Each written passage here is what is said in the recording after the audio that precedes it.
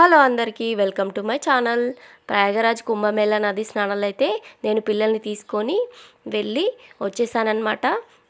11 days అయింది. Nizamabad to Secunderabad వరకు మామూలు ట్రైన్లో వెళ్ళి సికింద్రాబాద్ నుంచి ప్రయాగరాజ్కి థర్డ్ ఏసీ ట్రైన్ బుక్ చేసుకున్నాం అనమాట. ఈ ట్రైన్ అనేది మేము 1 మంత్ ముందే బుక్ చేసుకున్నాము. శివరాత్రి రోజు నేను కాశీలో ఉన్నాను.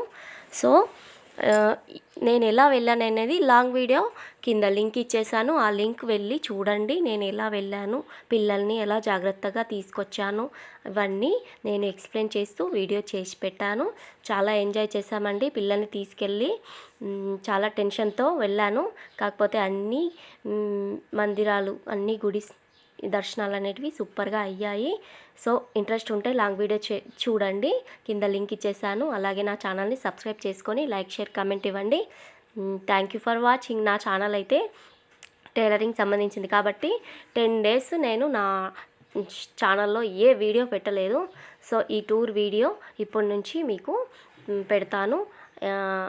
మ్యాక్సిమం నా సబ్స్క్రైబర్స్ చాలామంది ఉన్నారు.